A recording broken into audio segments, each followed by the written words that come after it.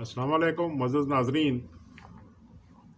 پاکستان میں 1949 سے شروع ہونے والی آئینی بیماری کو اب ہندوستان نے بھی اپنا لیا ہے۔ اقلیتوں اور کشمیریوں کے حقوق انڈیا بھی آئینی طور پر ضبط کر رہا ہے۔ اب یہاں پر کل ایک بیان آیا ہے کامل علی آغا کا، پوری دنیا ہندوتوا کے منشور کو مسترد کر چکی ہے۔ یہ شاید کامل علی آغا کو یہ معلوم نہیں ہے کہ پوری دنیا اسلامائزیشن کے پاکستانی منشور کو بھی 1974 میں مسترد کر چکی ہے۔ کل پاکستان کے وزیر خارجہ جناب شاہ محمود قریشی صاحب نے بھی اپنا غصہ نکالا ہے OIC پر۔ وہ کہتے ہیں مخاطب کر کے OIC کو، OIC تنظیم بتائے آخر کیوں بابری مسجد کی جگہ رام مندر کی تعمیر پر خاموش ہے، کیوں مقبوضہ کشمیر میں جاری مظالم پر خاموش ہے۔ انہوں نے یہ بھی کہا پاکستانی مکہ اور مدینہ شہر کے لیے اپنی جان تک قربان کر سکتے ہیں۔ اب سعودیہ کو فیصلہ کرنا ہوگا کہ کشمیر کے معاملے پر ہمارا ساتھ دے گا یا نہیں۔ معزز ناظرین، شاہ محمود قریشی صاحب کی یہ غصہ بے جا نہیں ہے، انہیں بہت زیادہ ندامت اٹھانی پڑی ہے۔ دنیا کے مختلف فورمز پر روزنامہ ڈان نے 27 مئی 2020 کو ایک خبر لگائی تھی کہ پاکستان نے اسلامی ممالک کی تنظیم سے تعلق رکھنے والے ممالک کا ایک غیر رسمی گروپ تشکیل دینے کی تجویز مسلم ممالک کو دی تھی، جسے مسلم ممالک نے رد کر دیا۔ اس کی جب پاکستانی مندوب منیر اکرم نے بتایا OIC کے ممبر ممالک کو تنبیہ کی کہ وہ بھارت کے دھوکے میں نہ آئیں، انہوں نے کہا کہ اسلاموفوبیا کی روک تھام کے لیے مذکورہ گروپ کی تشکیل وقت کا اہم تقاضا ہے۔ اور اس اجلاس کی صدارت متحدہ عرب امارات کر رہا تھا، اور اس میں مالدیپ کی نمائندگی بھی موجود تھی۔ پاکستانی مندوب کی تجویز کو رد کرنے میں سب سے پہلے اسلامی برادر ملک مالدیپ کی نمائندہ محترمہ تہلمیزہ حسین نے کی۔ انہوں نے کہا کہ واحد انڈیا کو اسلاموفوبیا کے حوالے سے ٹارگٹ کرنا نہ صرف یہ کہ حقائق کے منافی ہوگا، بلکہ اس سے جنوبی ایشیا میں موجود مذہبی ہم آہنگی کے ماحول کو بھی سخت پہنچے گا۔ عرب امارات کے نمائندہ نے بھی اس تجویز کو تکنیکی اور اصولی بنیادوں پر رد کر دیا، اور یہ بھی کہا جاتا ہے کہ مالدیپی اور اماراتی بیانیے کو سعودی عرب کی پشتپناہی اور تائید حاصل تھی، جس کے خلاف اب یہ شاہ محمود قریشی صاحب غیظ و غضب کا اظہار کر رہے ہیں۔ اب سوال یہ اٹھتا ہے کہ اگر پاکستان شریعت بل منظور کر سکتا ہے تو ہندوستان شہریت بل کیوں منظور نہیں کر سکتا؟ یہ بڑا عجیب و غریب سوال ہے، اور لطف کی بات یہ ہے کہ پاکستان کے مشہور مولانا ابو العلا مودودی صاحب، جنہیں شاہ فیصل ایوارڈ بھی دیا جا چکا ہے، وہ بہت پہلے کہہ چکے تھے 1953 میں کہ جب ان سے بھری عدالت میں یہ پوچھا گیا کہ کیا آپ کو ہندوستان میں اگر مسلمانوں سے مریچوں اور شودروں کا سلوک کیا جائے تو آپ کیا اسے تسلیم کریں گے؟ انہوں نے جواب دیا، یقیناً مجھے اس پر کوئی اعتراض نہ ہوگا کہ حکومت کے اس نظام میں مسلمانوں سے ملیچھوں اور شودروں کا سلوک کیا جائے، ان پر منو کے قوانین کا اطلاق کیا جائے، اور انہیں حکومت میں حصہ اور شریعت کے حقوق قطعاً نہ دیے جائیں۔ اب وہ سارا کچھ یہی مولانا صاحب ہیں جنہوں نے پاکستان بننے کے فوراً بعد ہی جہاد کشمیر کو حرام قرار دے دیا تھا. اور جہاں تک تعلق ہے اسلامو فوبیا کی، تو اعداد و شمار اور دیگر حقائق کی روشنی میں ہمیں یہ دیکھنا چاہیے کہ جنوبی ایشیا میں بدترین قسم کا اسلامو فوبیا کہاں پایا جاتا ہے، اور پھر ان حقائق کی روشنی میں آپ کسی ایسے ملک کو سنگل آؤٹ کر سکتے ہیں. تو حقائق کی روشنی میں ہی کسی ملک کو سنگل آؤٹ کیا جا سکتا ہے. صرف ہندوستان کو سنگل آؤٹ کرنا مناسب نہیں ہے. اور یہی مالدیپی مندوبہ نے یہی بات کی تھی. 2002 سے لے کر 2018 کے عرصہ میں اب دیکھیے اسلامائزیشن جو ہے، اسلاموفوبیا جو ہے، وہ کہاں پر سب سے زیادہ ہے.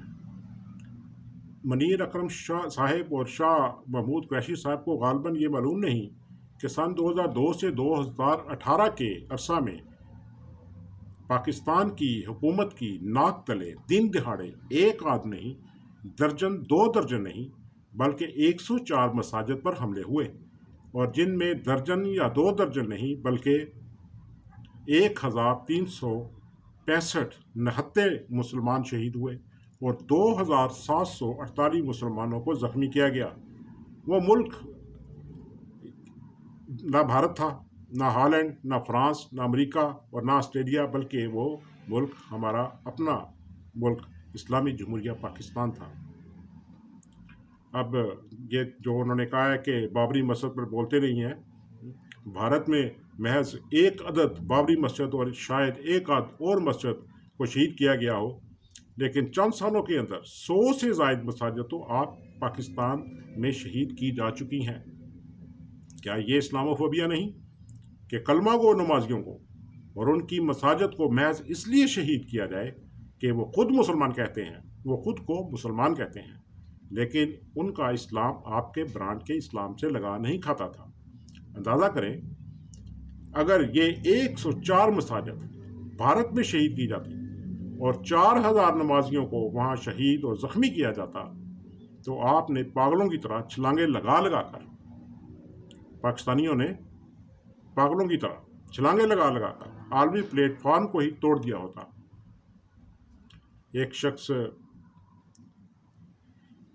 ایک مسلمان شخص نے دیکھا کہ ایک لطیفہ ہے کہ ایک مسلمان نے ایک ہندو کو لا علمی کی وجہ سے خانہ کعبہ کی طرف رخ کر کے پیشاب کرتے دیکھا تو اسے قتل کی دھمکی دی کہ اپنی پوزیشن تو بدل لو ورنہ قتل کر دیا جاؤ گے. چند دن کے بعد وہ مسلمان کو وہی حرکت کرتے ہوئے جو ہندو کر رہا تھا، ہندو نے اسے یاد کرایا کہ یہ آپ یہ کیا کر رہے ہو، آپ نے مجھے روکا تھا اور آپ وہی حرکت خود کر رہے ہو. تو اس نے جواب دیا، تو ہندو ہے، ہندو کا بچہ ہے، یہ قبلہ ہمارا ہے تمہارا نہیں. ہماری خارجہ پالیسی بھی اسی اصول پر نظر آتی ہے. اگر خود ہماری ناک تلے اور پولیس اور خفیہ اداروں کو پہلے سے علم ہونے کے باوجود ہمارے ملک کی کسی مسجد کو اس کے نمازیوں سمیت شہید کیا جاتا ہے، تو یہ اسلاموفوبیا نہیں بلکہ اہل اسلام کا اندرونی معاملہ قرار پاتا ہے. اور جب ایسا ہی عمل بھارت یا کسی اور ملک میں ہو تو اسلاموفوبیا قرار دے دیا جاتا ہے. معزز ناظرین، دنیا کا حقیقت یہی ہے، دنیا کا بدترین اسلاموفوبیا پاکستان میں پایا جاتا ہے. اس کا خمیازہ بالآخر ارباب اقتدار اور عوام کو اجتماعی طور پر بھگتنا پڑتا ہے. مولانا مودودی نے شروع دن سے ہی پاکستان کو نام نہاد مسلمانوں کی کافرانہ حکومت قرار دے دیا تھا. اللہ تعالیٰ منہ سے سچ گواہی دیتا ہے، خواہ بولنے اور سننے والا اس سے کچھ اور مراد لے رہا ہوتا ہے، کچھ اور مراد لیتا ہو. پاکستان اس وقت معزز ناظرین دنیا کا واحد وہ ملک ہے، پاکستان اس وقت دنیا کا وہ واحد ملک ہے جہاں کسی شخص کو محض اذان دینے پر 3 سال کے لیے جیل کی سزا بلکہ سزائے موت تک دی جا سکتی ہے۔ یقین نہیں آتا تو پاکستان کا آئین اور قانون اٹھا کر پڑھ لیجیے، باقاعدہ دفعات اور تعزیرات آپ کو مل جائیں گی۔ یہی نہیں، نماز پڑھنے، مسنون سلام کرنے، قرآن کی تلاوت کرنے پر بھی سزاؤں کا قانون موجود ہے۔ اس قسم کا قانون بھارت سمیت دنیا کے کسی بھی ملک میں آج تک نہیں بنا۔ دنیا کے کسی ملک میں اذان دینے، تلاوت کرنے، نماز پڑھنے وغیرہ سے متعلق تعزیرات یا دفعات موجود نہیں۔ ابو لہب اور ابو جہل جو اسلام کے بدترین دشمن تھے، انہیں بھی اس قسم کی قانون سازی کا خیال نہیں آیا، جو اس وقت پاکستان نے انتہائی ڈھٹائی سے اپنا رکھی ہے۔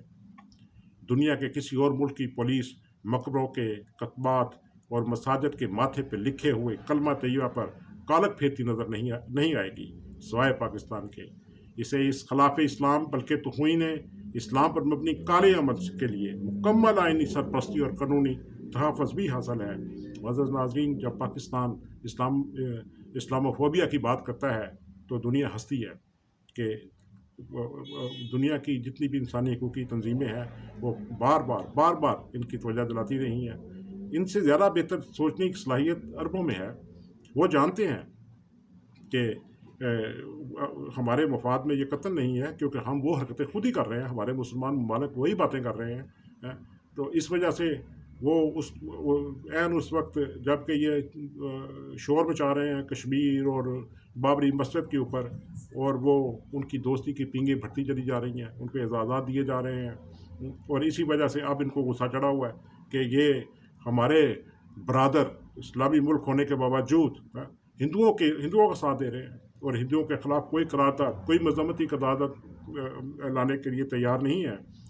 اس پر صرف یہی کہا جا سکتا ہے کہ عقل کے ناخن لیں، اپنے معاملات کو درست کریں، جس کے نتیجے میں دنیا میں ان کی جگ ہسائی ختم ہو، اور اسی دعا کے ساتھ کہ اللہ تعالیٰ انہیں سمجھنے کی توفیق دے اور اصل اسلام پر عمل کرنے کی توفیق دے۔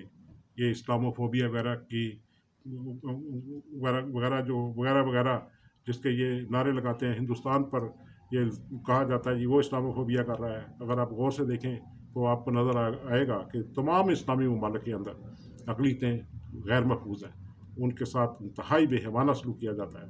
تو اس دعا کے ساتھ کہ اللہ تعالیٰ انہیں ہدایت دے اور صراط مستقیم عطا فرمائے، اسی کے ساتھ اجازت چاہتا ہوں۔ اللہ حافظ معزز ناظرین۔